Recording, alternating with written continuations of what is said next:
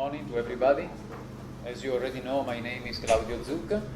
I've been working for the last 12 years in a research center of the University of Sassari in Italy.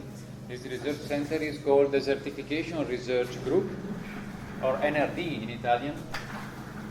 And I worked quite a lot on desertification indicators, that means the tools to measure, to assess desertification.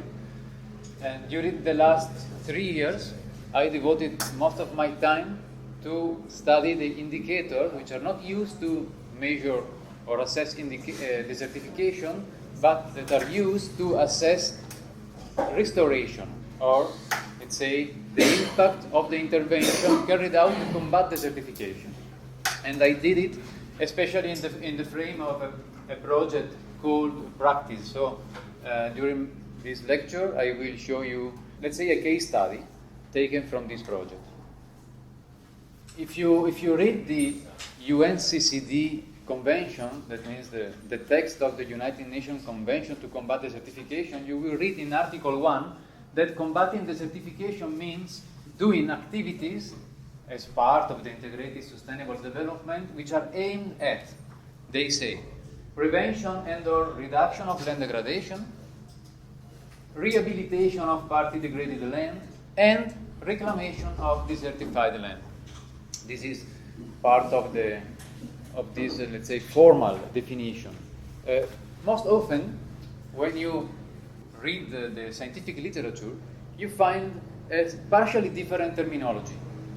Most often, you find prevention is mentioned and mitigation, that most likely is intended to include reduction as mentioned by the UNCCD, and you find restoration, which most likely also include rehabilitation, which is mentioned by the UNCCD, but it is not exactly the same thing. And, of course, reclamation.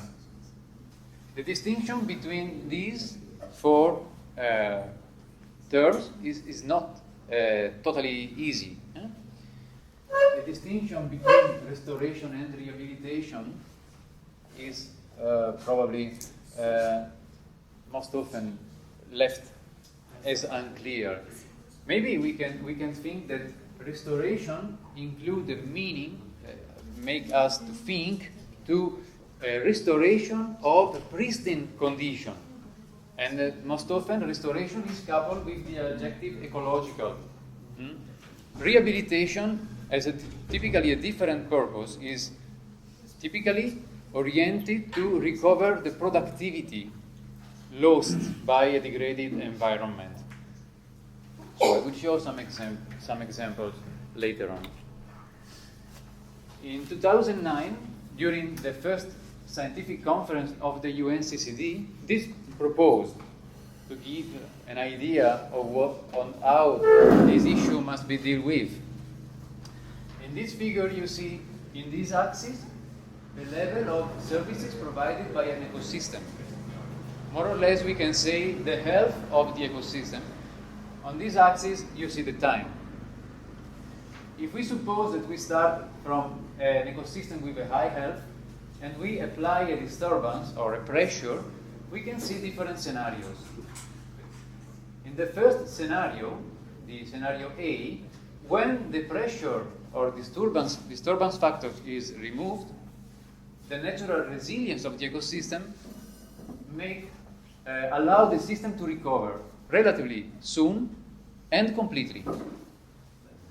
In some other cases, the removal of the pressure is not enough to have a complete recovery or to have a fast recovery. So you may think that in this case, rehabilitation may be applied to recover the productivity, even the economic productivity of the ecosystem, and to make it happen faster, to go back to the initial situation. But when the level of degradation is very high, it may happen that, let's say, heavier interventions may be needed. Even rehabilitation may be not the right thing to do, and the reclamation may be needed. So you are may think that you are close to a real desert-like condition. And according to this, let's say, framework, this conceptual framework, you have really desertification when you arrive in a situation where even with reclamation or restoration intervention, heavy restoration intervention, you are not sure about the time trajectory of your system in future. So, we can say that prevention and mitigation can be considered as avoidance approaches. You want to avoid something to happen. This can be done by changing the land use pattern. As an example, you are cultivating cereals in a place, you know that this place is not suited for cereal, and this cultivation is causing soil erosion, so you just change to another crop. Or by changing the kind of land management. You continue to produce cereals, but you change, as an example, you move to a no-tillage system. So you are applying or introducing sustainable land management. Okay, this is what Gudrun has talked about. In the WOCAT system, there is a very wide collection of sustainable land management practice. The subject of this lecture is more related to restoration and rehabilitation and not to sustainable land management. So we switch to this. And when you are in different situations and your area is already severely degraded, as an example, because of reduced plant cover and species diversity or depleted or eroded soils, you may be in a situation where the land has a low potential or low resilience for spontaneous recovery of the ecosystem functions, even when the degradation forces are not acting anymore. In these cases, we say that restoration and/or the reclamation of these areas can be the only options to recover the ecosystem services that have been lost. Restoration and rehabilitation approaches often involve the increase and improvement of vegetation cover. Typical example of restoration or rehabilitation interventions are carried out through reintroduction of selected species, as an example, more productive species, or by controlling the encroachment of invasive species that are reducing the ecosystem, degrading the ecosystem structure, and they also maybe decreasing the economic value of the ecosystem and the productivity. But the most typical intervention in large part of the world, and especially in the Mediterranean, has traditionally been the afforestation, so planting forest.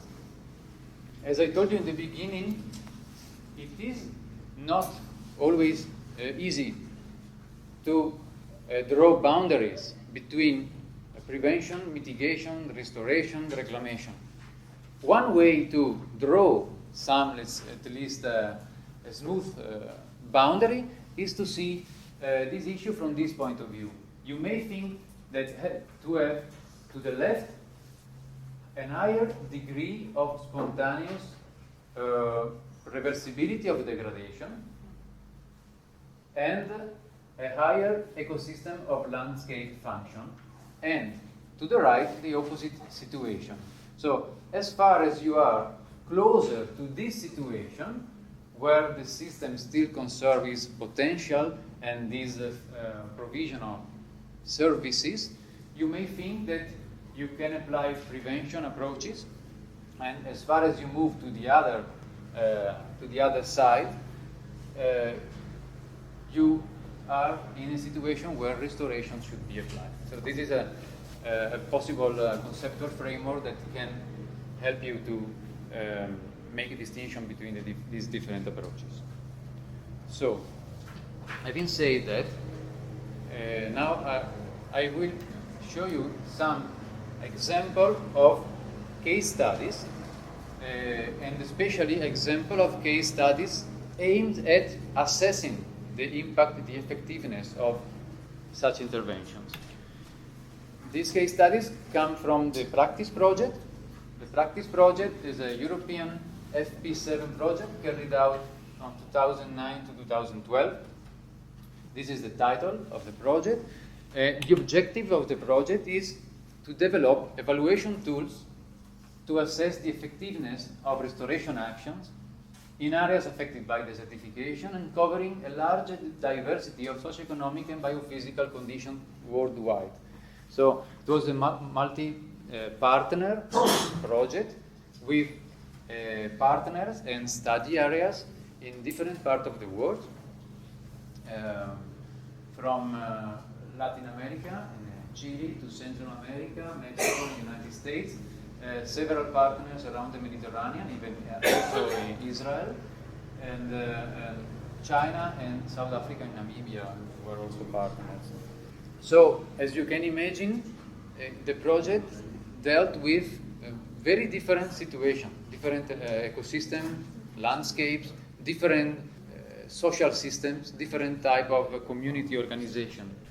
So as an example, in South Africa, kind of intervention studied by the project were, on one side, the dune stabilization, and as an example, by aligning brushes to allow the sand to be trapped there and to allow the sand to be gradually stabilized by grass species, sometimes actively introduced by seeding. On the other end, in what they call the hardveld, that means where you don't have sandy soils but hard or encrusted soil, the interventions evaluated were revegetation intervention carried out after reaping. In Morocco, the project studied typical, I would say, rehabilitation interventions. In this case, you have degraded rangelands. There are extensive pastoral areas, arid, 200 millimeters of rain per year, and what has been done here, it is the plantation of fodder shrubs. That means shrubs that have a grazing potential. Can be the leaves can be eaten by sheep, so it can provide income to the local community. It is not really an ecological restoration because this shrub is not native to Morocco, it's native to Australia. So it was like introducing something, let's say, exotic, but highly productive to ensure, on one side, to provide an income to the community, and also to let's say, greening the landscape and to mitigate the erosion processes.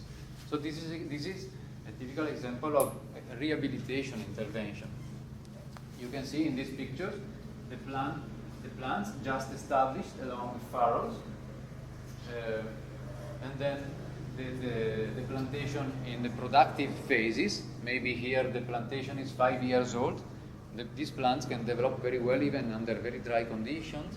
And when the plantation is around 10 years old, it becomes senescent. These shrubs are not long-living, and so you are at the end of the life cycle of this kind of plantation.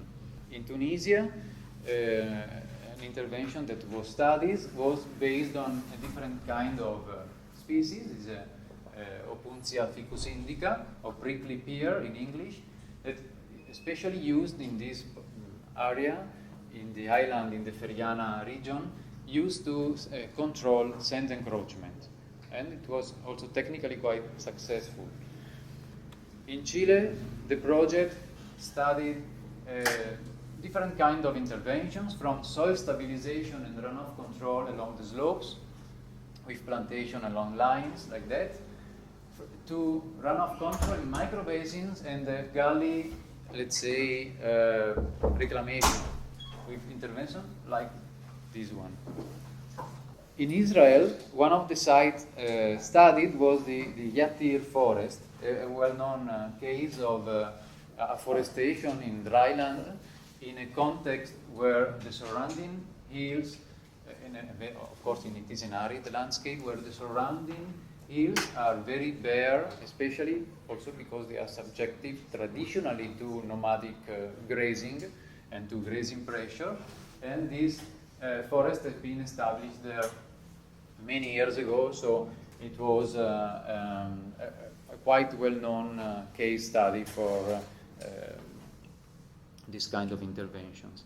Well, now, so with Israel, we are switching to forestation. And the other intervention studied, especially in the Mediterranean area, by the project, mostly were for afforestation intervention, and mostly by means of coniferous species, by means of pine. These are the most widespread in the Mediterranean area, from Portugal, especially in Europe, but not only, from Portugal to Turkey.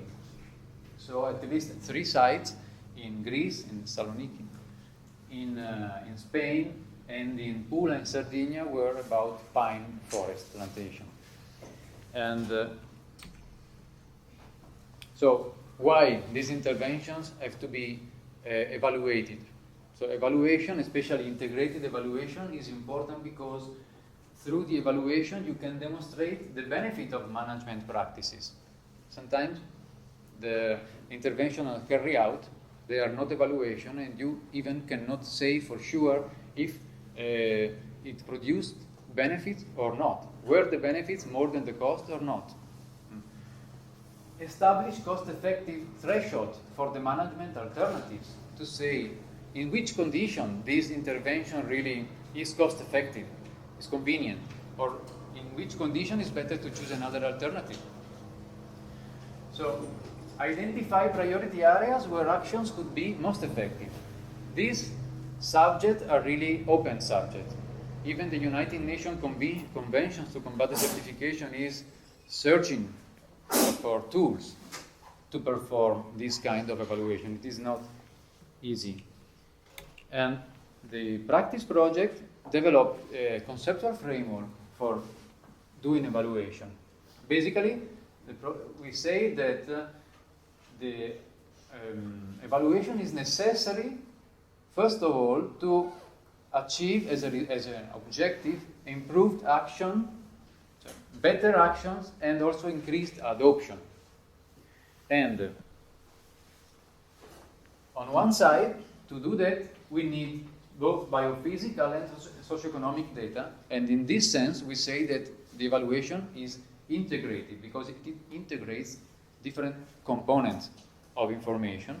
And on the other side, the evaluation must be participatory because it must integrate the point of view, the opinion of the land, of the people who live in the area, because they are affected by the intervention. So their point of view is essential to understand under which criteria the action is good or not. And so on this side, the project developed what have been called the key indicators, or the common indicators, driven by scientists. The indicators that you expect should be used more or less in all sites. They should be valid more or less in all sites. And on the other side, the other side of the picture, we have the site-specific indicators suggested by the stakeholders. And one of the aim, approach of the project was to frame all these indicators according to the ecosystem goods and services framework. That means that basically we think that a restoration intervention is good if it increases the provision of services from the ecosystem. Mm-hmm. So this is what was our assumption. The problem is to measure what do you intend by ecosystem services. You know, ecosystem services are many, from the productivity, the biomass production, to the tourism and recreation. This is also a service provided by the ecosystem. What we did in Sardinia, to go to a concrete case. In Sardinia, in Pula, we studied Pula is in the south of Sardinia, here in this area. We studied a well-known, well-documented case of afforestation. Before the afforestation was realized, was carried out, the area was well known as an overgrazed area, and also was an area where overexploitation of forest was well documented for fuel wood production and also for coal production in the past. Also, the area was subjected to recurrent forest fires, so it was very degraded. And for this reason, the government, starting from the 50s, according to a common scheme in Italy and overall the Mediterranean basin, planned to plant a forest by using especially pines. So starting from the 50s, the forest plantation began, and the main aim was the watershed protection and the flood mitigation. So it was not really conceived to restore the ecosystem.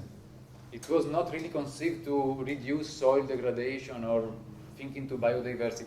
The problem was that downstream, the people were suffering from flooding, because with the degradation of the forest, the floods were become very frequent, and with a lot of damage to in the plain downstream along the coast. So that was the practical reason for the interventions. And according to the strategy that was commonly in use at that time, they thought that reforesting should be based on the introduction of fast-growing pioneer species, usually pine. So the pioneer species should have been able to improve, to stop the erosion, to control runoff, to improve with time the soil condition, open the way for future introduction of what we call late successional hardwood species, typical broadleaves or oaks, either naturally or through another intervention. An important thing to consider is that the intervention itself was impacting. This kind of intervention were impacting, and I can show you. This picture is taken in '54. This is 2006. This is the area where reforestation has been carried out. This is the area outside the perimeter, still under grazing. It is an open shrubland with goat grazing mainly. Inside the perimeter, you can see quite homogeneous pine forest. Okay, this area in '54, just during the beginning of the intervention, appeared like that. There are a lot of bare soil areas all around, now completely covered or almost completely covered. The area was, vegetation cover was mostly shrubland, quite degraded by recurrent fires. But here you can see that this part of the area has just been prepared for plantation. It has been completely clean from the shrubland. So the plantation intervention itself was a degradation factor, even if it was carried out by hand, hundreds of workers by hand, not by machine. But still, even it is a quite slow, steep area, even building small terraces along the slope. But to ease the interventions, basically they clean the shrubs. So the area was degraded, quite homogeneous, very much degraded, and where they planted, they also introduced additional degradation in that moment. So this is the starting condition for the intervention. After 50 years, most of the soils still are very shallow. And the bedrock here is granite, is a Paleozoic granite, is an old and hard bedrock. In most areas, the bedrock is quite degraded and fractured. So the pines manage to grow quite well. It is quite impressive how they grow, almost without soil, by using the cracks of the rock. In some areas, the granite is very much, has been very much subjected geologically to arenization. So it looks like, let's say, on the gravelly incoherent bedrock. So you have these two kinds of situation. But this is the most common, and the soil is still today very, very shallow. But the forest has been established and managed to grow relatively well. When you want to evaluate the success of an intervention like that, carried out 50 years ago, you have two options. The first option, the ideal one, would be to have plenty of data about the situation before the intervention and to know how was the soil before, how was the biodiversity before. But typically you don't have this data. It is very, very rare to have this data. So the other option is to use an approach based on paired field. So you must find comparable situation, comparable plots, where by one side you had the intervention and on the other side you didn't. And under some approximation, you may base your comparison in this, as it is shown here. And basically, in all the study sites of the practice project, that was the approach, because almost never you have data collected before the intervention.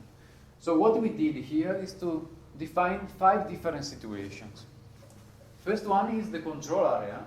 This area is outside the forest plantation, just nearby, still under grazing pressure. Sometimes fire happen. It didn't enter. The fire doesn't enter the perimeter because it is the large fire control stripe. So it can affect the grazing land, but cannot affect the forest. We call this no action or grazing. Yeah? Inside the perimeter, we have different situations. One is the self-restoration. Why? Because in some part of the area was fenced, but it was not completely reforested. Several parts were left not treated. In these areas, we have the natural restoration dynamic. Basically, we have Mediterranean maquis or even woodland after 50 years in these areas. Then we have the typical plantation, homogeneous, dense plantation. And we have another situation where the thinning has already been started. Typically, the plantation is established in a dense pattern, but after some decades, thinning starts. They call this renaturalization, because the aim of thinning is not a productive one, because these forests are not productive under the economic point of view, no way, but thinning is aimed to ease the recovery of the natural species, of the understory. Okay? And they call it renaturalization. And then we have another case. In one part of the perimeter, downstream, a fire was able to enter the perimeter and to burn part of the forest. And they made another intervention to plant again. And they used both pines and quercus suber. But here, the situation is very complicated because exploiting this situation of post-fire, invasive plants came in from the valley, especially Acacia saligna. It was very, very fast growing and is really colonizing this area much faster than all the other species. So that's a very peculiar situation, very different from the other. So what we did, just to give you an idea, this is a dense pine plantation, very thick. This is after thinning with some understory starting growing. And this is an example. This is the grazing area. Locally is also eroded, but normally it is not that much eroded. Grazing pressure is not that high, and it is a shrubland graze area, not herbaceous. And this is the post-fire situation with Acacia saligna with the yellow flowers colonizing the slope, and some of the pines left after the fire. We applied different indicators to assess this case study. We adopted one scientific approach that was also used in all the other project sites, from South Africa to Chile, which is called landscape function analysis. From Tongwei and Hindley, you can easily find in the web. There is a full manual and a lot of material. It has been developed in Australia. This is based on the plant coverage pattern along the slope, and especially the aim is to study the bare soil connectivity. I mean, the amount of bare soil between the patches, the shrub patches, and the connectivity between these bare soils is very much correlated to runoff generation along the slope. And so the method is based on recording the ecological structure in terms of patches or run-on zones or sink zones, and interpatches intended as runoff zones or source zones along downslope transect. And this is carried out by using 50 meters transect downslope. Along the transect, you record the distance where you find patches, areas that are able to trap the water runoff, to trap the water and the nutrients. And areas where you have bare soils or you have no obstacle to water runoff. So patches and interpatches, you record their presence along the transect and their width in order to quantify them along the transect. As an example, even dead wood can be an obstacle and create a small patch. So it is a very much detailed recording. And after recording all of this information, you also make soil surface assessment. You assess the hydrological condition of the soil surface in different types of patch and interpatch. As an example, you find that under the shrubs, typically under Cistus mospeliensis, as an example, you find that this is a typical kind of patch along the transect, and you need to characterize how is the soil surface under this kind of patch. And you do it through a range of semi-quantitative indicators. Indicators have been conceived to be applied in the field in a relatively easy way. Semi-quantitative because most of these indicators, almost all the indicators, can be quantified directly in the field. You don't need to go to the laboratory. That's why the method has been used by our project from South Africa to Sardinia. And it was replicable in all the sites, and also it was possible to do it together with the stakeholders, not only by the scientists. So these are the indicators. Now we have no time to go through each of them. You can easily find the manual and have all the details, but you go from soil cover to, that means soil cover by vegetation, and litter cover and litter origin and degree of decomposition. This is a very important indicator. And cryptogram cover, you record if there are physical or biological crust, as an example, and how much do you have. Microtopography, this is soil roughness, soil surface roughness. And snake test, this is the water stability of the soil crust, and soil texture to be determined in the field through hand manipulation. And you measure these indicators to be able to calculate soon after the composite indices. These indices are three, according to the manual: the soil stability, the runoff infiltration index, and the nutrient cycling index.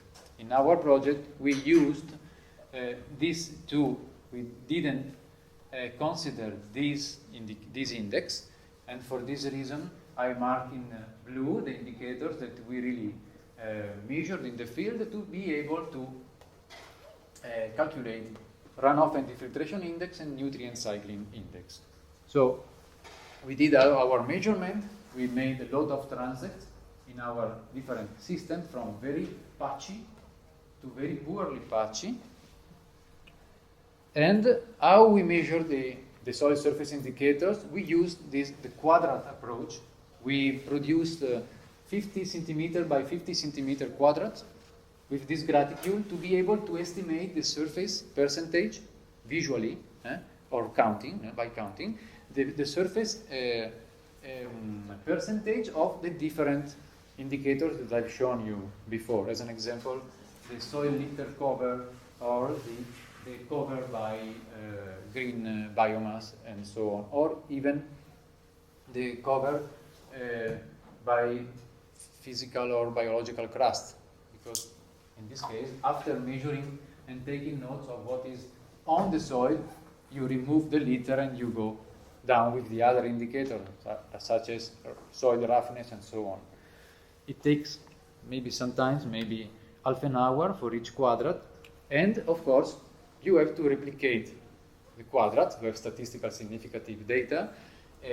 For each kind of patch and interpatch, you have a certain number of quadrats to characterize them hydrologically and say from the point of view of soil.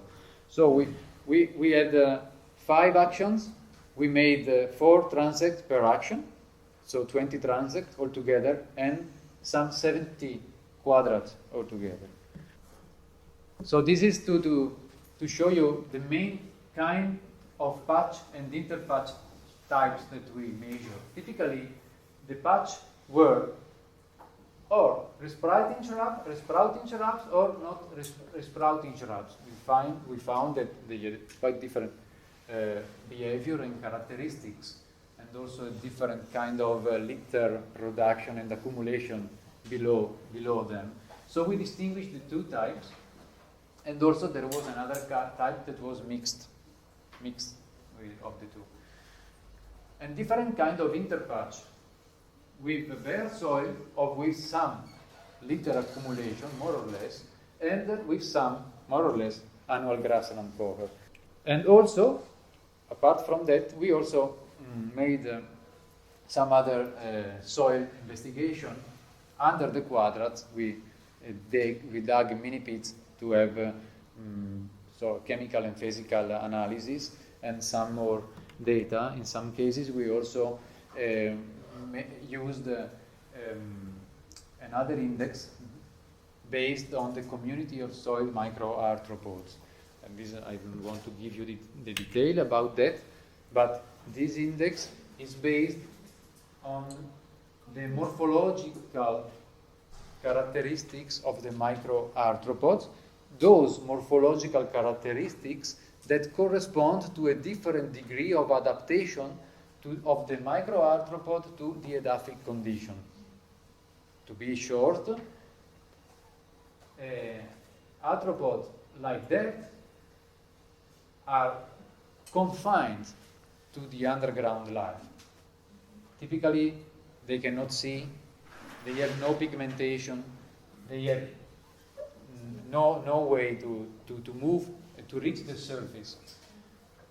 And according to this framework, when the soil is heavily disturbed and the ecological condition inside the soil are heavily disturbed, this one tends to disappear, independently from the taxa. This is not based on taxonomic group, but on morphological groups. That's another reason, because it can be applied without particular expertise required. So now I'll show you some results. What kind of data can give you the landscape function analysis? From the transect, you get data about the landscape organization. Here we have 4 indices, 1, 2, and 1, 2. LOE is the most important one, Landscape Organization Index, proportion of the length of patch to the total length of transect. That is, the completely bare soil value is 0, completely patchy transect value is 1. So we see that in the grazing land and in the natural self-restoration or natural area, we have quite high value for this index, even in the pasture land, because it is a shrubland, and a very high value in the post-fire recolonization area. Under the pine forest, these values are much lower. That means you have more bare soil there. And this one is the patch area index, because also we measure the width of the patch, so we are able to calculate the area of the patches along the transect, not just the length. And we see that in the self-restoration case, also the patch area index is relatively high, not just the percentage of patchiness along the transect. If we go to the other side, we see this is, the blue one is number of patch every 10 meters. This is an index of landscape fragmentation. You can see that, again, the grazing area, but also the post-fire recovery area are very much fragmented. The other are much less fragmented. Okay, this is a picture of the post-fire.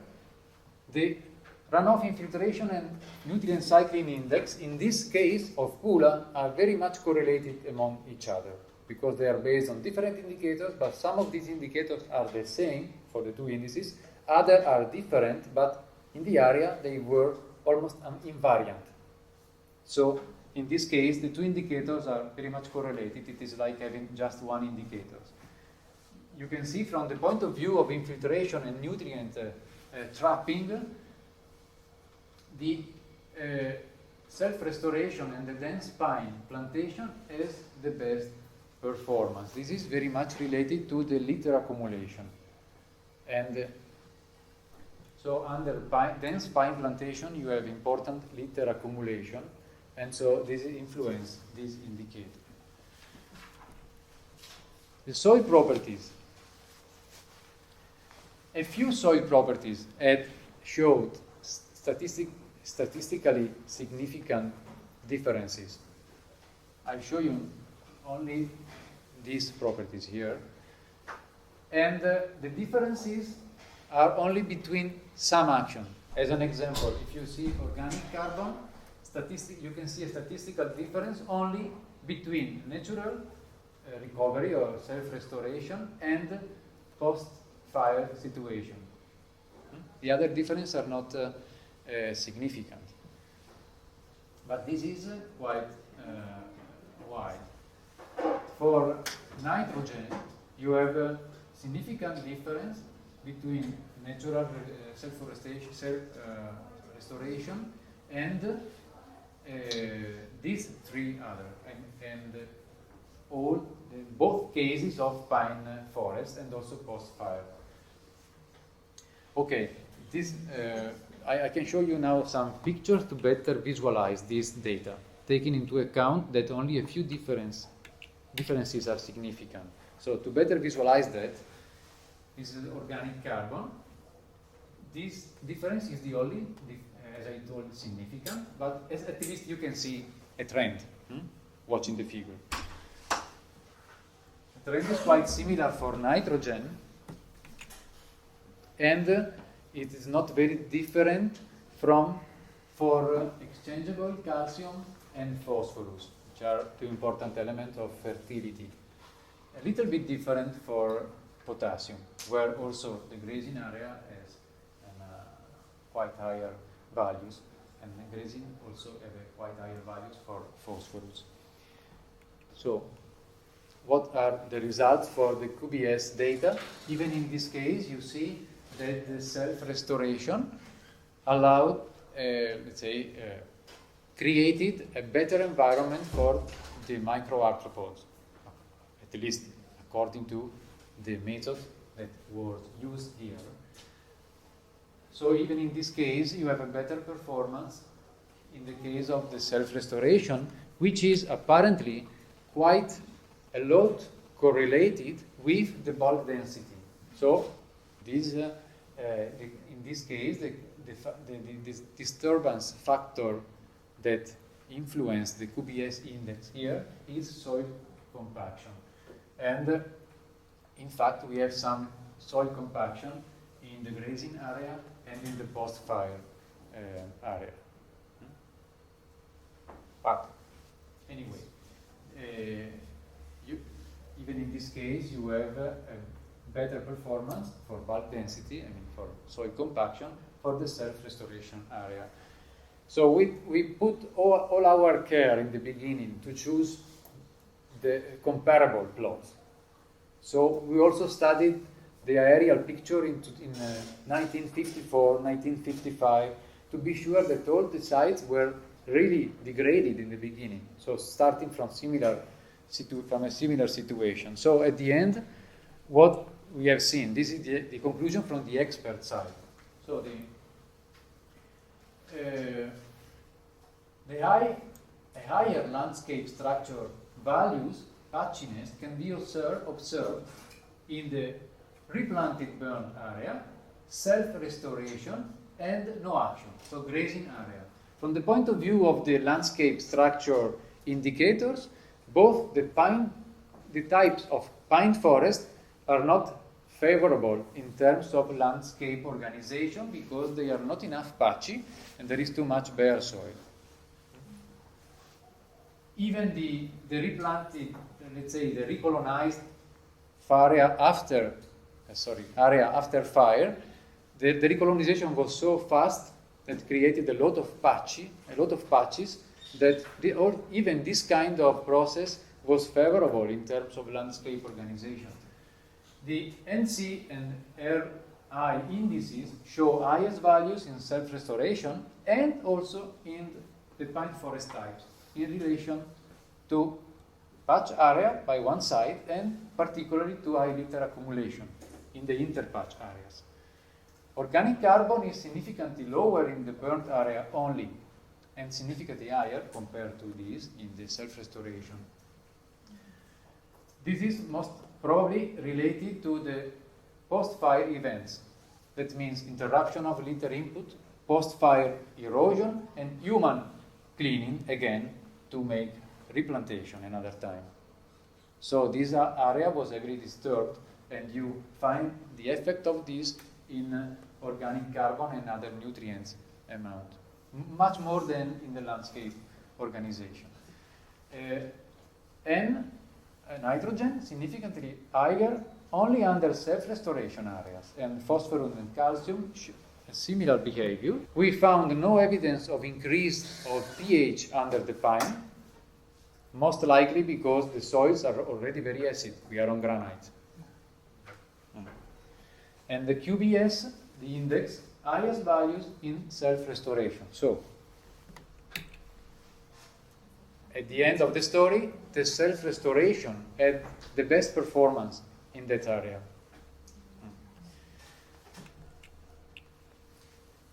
And last, apart from the landscape organization index values, we have no significant difference at all between the two types of pine plantation action.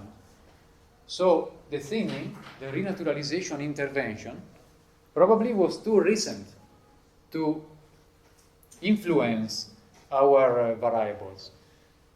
They started to do it in the 90s, maybe. So it is too recent. Most likely, there was not enough time for this kind of intervention to change, let's say, the values of our variables in the pine situation. Okay, but now there is again another appendix to the discussion, because this is the expert side of the evaluation. But we also involved stakeholders of the area. We created a stakeholder platform, as in all the other practice project sites. This is the composition. Altogether, 32 stakeholders were involved according to a stratified procedure of sampling to be sure that all the categories were represented and all the key informants of the community were involved. And so we adopted an approach with them, these semi-structured interviews, to extract their opinion about the criteria to be used to assess the action. What do I mean by criteria? If I ask you, what is in your point of view the best criteria to evaluate if this forest is good or not? You could tell me, to me the forest is good because I like to go there during Sunday with my children. I like very much the pine because you can walk in between, it is very clean. Okay, so another one could say, I like the pine forest because, my best friend is working in the forest services, so it is a salary for us to have the pine forest here. Another one can say a different thing, so the perspective of the people, of the local people, can be completely different compared to the expert perspective. And so, after these interviews, we were able to define a list of the indicators and to rank these indicators that represent the criteria used by people to evaluate the action. And these are 11 indicators or criteria. And you can see that the indicators with the highest rank are, on one side, employment generation. So, is this intervention good or not? Well, if it creates employment, it is good. This is important for people. But this area in Pula is not really a poor area because it was 50 years ago, but now there is a very important tourism development along the coast. And also a very high-level tourist development with a lot of money turning around in the area. Many people now has a different perspective. And so, surprisingly, you can see that a lot of people is sensitive to landscape naturality, plant and animal diversity. And another group of people, a good number of people, is sensitive to more practical implications, such as the fire risk.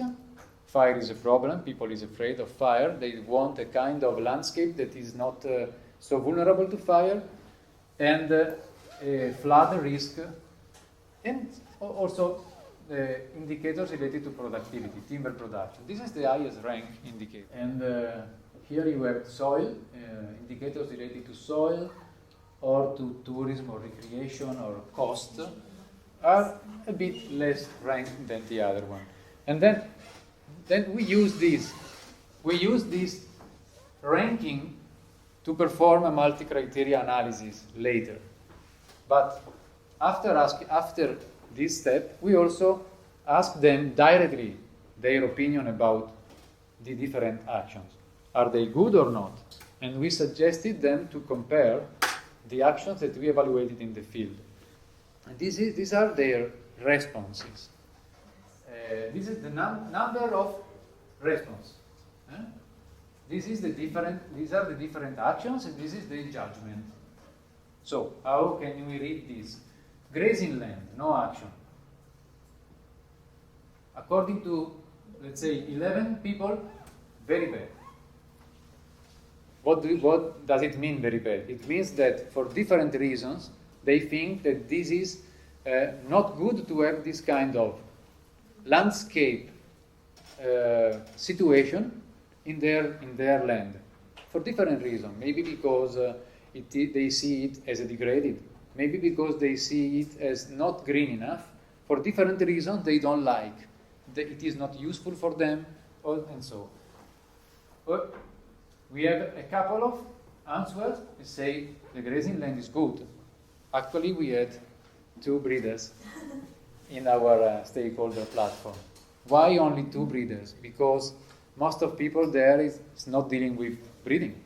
So from the social point of view, it is an underrepresented category, just a few breeders. So the sensitivity of the other social let's say, component is not so high in relation to breeding. Self-restoration, most of people think it is excellent. They like the natural forest. For several reasons, they are sensitive to naturality of the landscape, as I showed you before. But also, they are in favor of the renaturalization of the pine forest, because they see that this is a step toward a more natural landscape, and also because it is a managed landscape. Managed with people inside working and taking a salary. So that, in their point of view, is maximizing the benefit from the point of view of the community. And you have other situations in between. The dense pine forest, in general, is not very much appreciated. From very bad to moderate. Very few think it is good to have dense pine forest in their territory. So, this is the result of the participatory interviews. Then, since we obtained their indication, we obtained their indication about the other indicators relevant to them. We tried to quantify. That was the second part, quite long of our project. I cannot tell you all the details because I would need one day. But as an example, we tried to quantify the cost of the intervention, the amount of employment produced by the different interventions, and so on, to quantify the other indicators. As an example, landscape naturality. How to quantify this? This is also was a challenge. But we adopted a method that we found in literature to qualitatively appreciate the naturality of a landscape based, again, on interviews, on questionnaires. So we interviewed a relatively high number of potential stakeholders, and we collected their point of view about the naturality of the different landscape and the aesthetic value attached to these values by them. And that was the result, quite coherent with the other, with the data obtained from the interviews.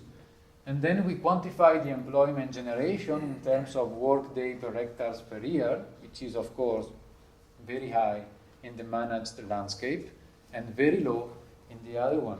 Because in self-restoration, you just need to fence and to protect the area. So it is a cost of protection.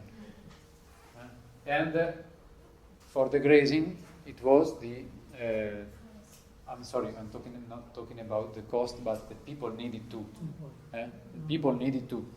And employment generation is, okay, this 1 hectare of this kind of land can give employment, let's say, can make very few people survive. Actually, to have a family of breeders living there, you need a lot of hectares. For this reason, the value per hectare is very, very low. But of course, we have a lot of people working in the forest plantation. Okay, we quantified these indicators, even runoff generation and the fire hazard, by using scientific-based models. And I know that I'm very fast, but it is not subject of my lecture to focus on this part, because that would need 2 hours. And then we applied a multi-criteria analysis. I don't know if some of you is familiar with multi-criteria analysis. In multi-criteria analysis, you have indicators by one side, or criteria, and indicator rankings in the other side. And there are methods for multi-criteria analysis that can combine both quantitative information and qualitative information. And this was our problem. The problem was to compare quantitative information with qualitative information and opinions. So I understand that I am saying this in a very fast way, but to arrive to the end of the story, by using the indicators and their values by one hand, and the indicator ranking assigned to the indicator by the stakeholders, we perform an analysis that produced this result. The arrows means better than. So self-restoration considering all the 11 indicators and their ranking at the end of the analysis, is the best performing option, better than all the others.